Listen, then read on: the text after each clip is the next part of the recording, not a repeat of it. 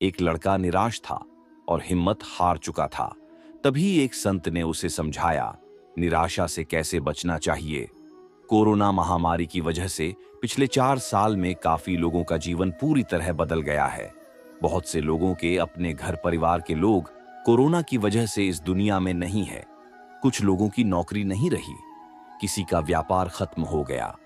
अब धीरे धीरे हालात सामान्य हो रहे हैं, लेकिन फिर काफी लोग निराशा का सामना कर रहे हैं। निराशा से कैसे बच सकते हैं, इस संबंध में एक लोक कथा प्रचलित है।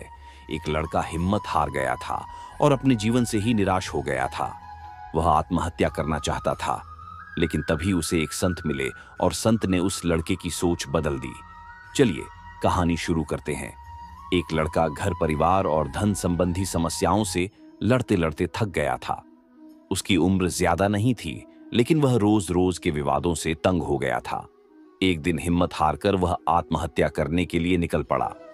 चलते चलते एक जंगल में पहुंच गया। जंगल में काफी दूर चलने के बाद भी उसका मन शांत नहीं हुआ। जंगल बहुत ही घना था, वहां जंगली जानवरों का भी खतरा था। तभी उसे एक छोटी सी झोपड़ी दिखाई दी। लड़के ने सोचा कि इस घने जंगल में झोपड़ी बनाकर कौन रह रहा है। अपनी जिज्ञासा शांत करने के लिए वह लड़का झोपड़ी की ओर बढ़ने लगा। डड़ी के पास पहुंचा तो उसे एक संत दिखाई दिए। संत ध्यान की मुद्रा में बैठे थे और उनके चेहरे पर शांति और प्रसन्नता दिखाई दे रही थी। लड़का संत के पास ही बैठ गया। संत ने लड़के को देखा तो उसका परिचय पूछा। लड़के ने कहा कि वह अपने जीवन में परेशान हो गया है और मरना चाहता है, इसीलिए इस जंगल में आया हूं ताकि किसी तरह से मैं अपना जीवन खत्म कर सकूं। संत ने लड़के की बातें सुनी और समझ गए कि कम उम्र में मिले तनाव के कारण यह बहुत ज्यादा निराश हो गया है। उन्होंने लड़के से कहा कि तुम्हें निराशा से बचना चाहिए। समस्याएं तो आती जाती रहेंगी, समय एक सा नहीं रहता है। संत ने लड़के को समझाने के लिए एक कथा सुनानी शुरू की। संत बोले, एक छोटे बच्चे ने एक दिन अपने घर में बांस का और एक कैक्टस का पौधा अपने घर के आंगन में लगाया। उसका बागवानी का नया नया शौक था। बच्चा रोज दोनों पौधों की एक समान देखभाल करने लगा। रोज सुबह शाम पानी देता, धूप छांव में पौधों का ध्यान रखता। काफी समय बीतने के बाद कैक्टस का पौधा तो पनप गया, लेकिन बांस का पौधे में कोई बदलाव नहीं दिख रहा था। बच्चा सोचता था कि कैक्टस को पनप रहा है, लेकिन यह बांस के पौधे को क्या हो गया है। बच्चा रोज यह बात सोचता, लेकिन वह निराश नहीं हुआ और रोज दोनों की पौधों की देखभाल करता रहा।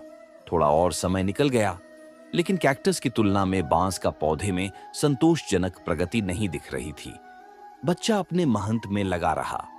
कुछ समय के बाद उसने देखा कि बांस का पौधा भी पनप गया और कुछ ही दिनों में बांस का पौधा कैक्टस से भी बड़ा हो गया। संत ने उस निराश लड़के से आगे कहा कि बांस का पौधा पहले तो अपनी जड़ें मजबूत कर रहा था, इसलिए उसे पनपने में समय लगा। लेकिन वह बच्चा भी अपनी कोशिशों में पीछे नहीं हटा और निराश नहीं हुआ। हमें भी अपने जीवन में 2 बातें ध्यान रखनी चाहिए। पहली बात तो यह है कि हालात कैसे भी हो, सकारात्मकता और धैर्य ना छोड़े। दूसरी बात यह है कि पहले हमें अपनी जड़ें मजबूत करनी चाहिए।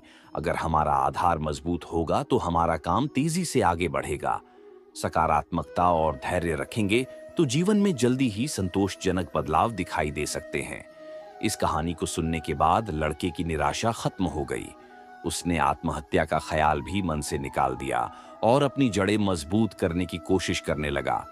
दोस्तों, आपको कहानी कैसी लगी कमेंट में जरूर बताएं।